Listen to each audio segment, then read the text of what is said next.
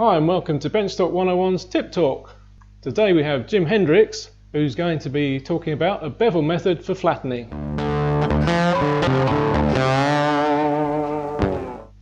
I'm really pleased today to have one of BenchTalk 101's stalwarts, Jim Hendricks, with me, who's going to share one of his tips.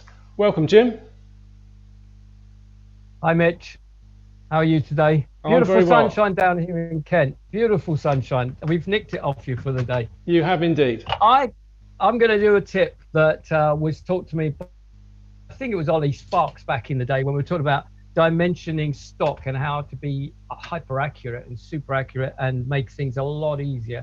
I think we've had a conversation between Derek and Shrenick with regards to the start of dimensioning, which is taking a log and scrubbing and flattening a face, so you end up with a reference face. And I just use a piece of a big box store wood here, white pine, whatever you want to call it, and I've created a reference face here we see on the bottom, and that's assumed that you're down to that stage.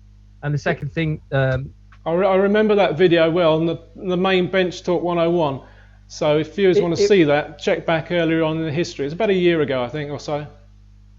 That's right, yeah, when Derek was doing some one-to-one tips and I think tuition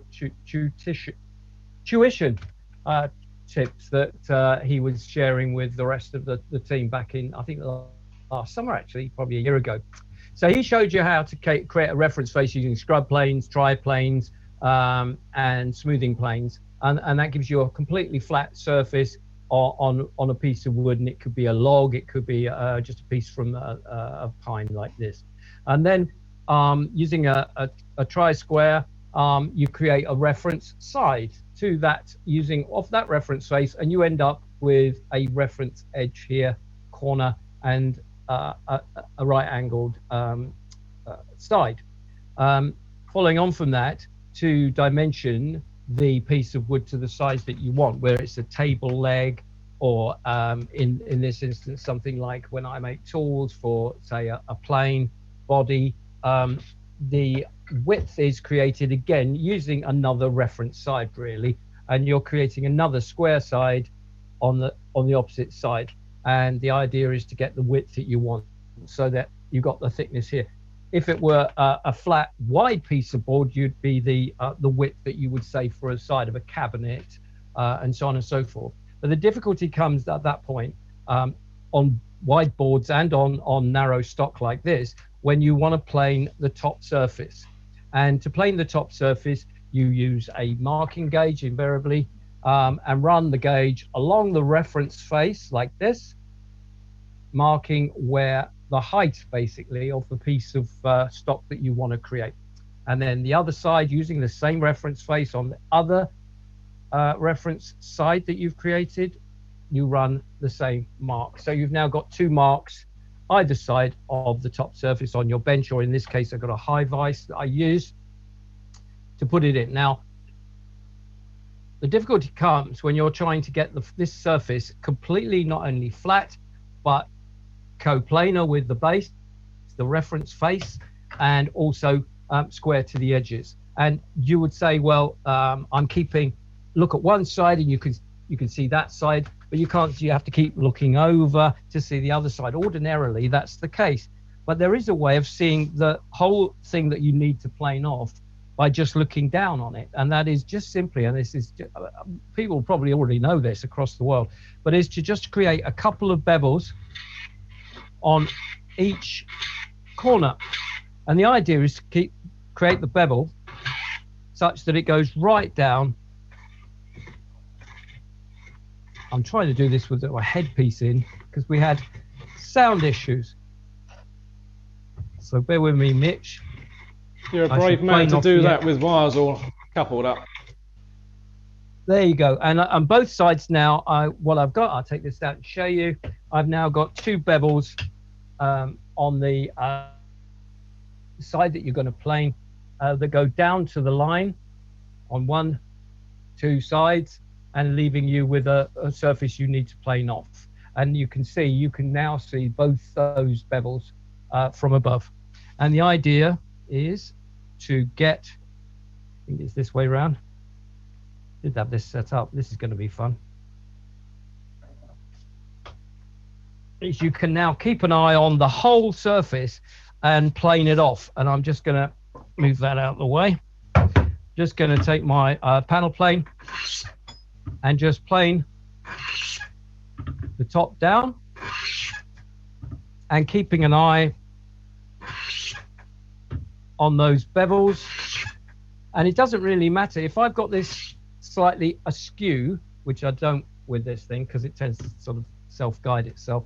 But if you've got it a bit askew, you can see that you're taking too much off one bevel than you are the other, or you're taking too much off the back than you are the front. And you tend to sort of look and say, well, that's not quite right. And you put more pressure on one side or the back or the front until such time as the bevels completely disappear. And I suppose if you're struggling with contrast, you could run some graphite from a pencil on the bevel, or if it was a dark wood, you could use a white crayon or something on there. Yep, I mean, I can see it quite clearly because of the distinct shadows, but you might not be able to see it too well on film. But I can run the edge of a pencil down both bevels. I've actually bitten off more than I can chew here. There's quite a lot to take off, but you get the idea. The idea is to go down until that bevel has completely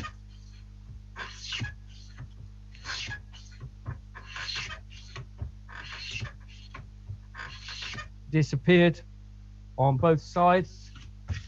Took off a little bit too much this side.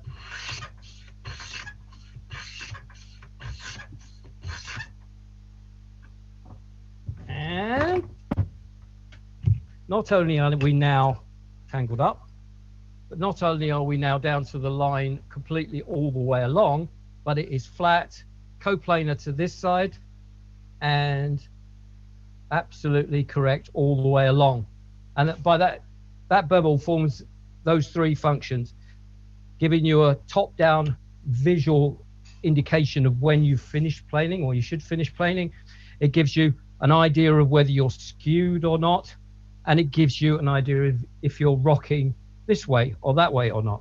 And it's as simple as that. Something I've become second nature, and I suddenly thought to myself, well, when did I actually learn that? And I guess I must have learned it at some point. But I know that makers around the world, like myself, are constantly having to produce flat and consistent components, and that's a method which is, I can see when you were doing it, you weren't having to look either side. It was just getting on with the planing, and you knew exactly where you were. So it's a great tip for everyone. Thank you so much, I think Jim. It speeds up the production. So if you're in a production business and you're doing it all by hand, that's going to improve your rate of production immensely. So thanks very much for giving us a shout, Mitch, and asking me to give you one of the top tips this week, and look forward to more of your excellent tips for woodworkers. Thank you, mate. Thanks very much. Cheerio. Take care.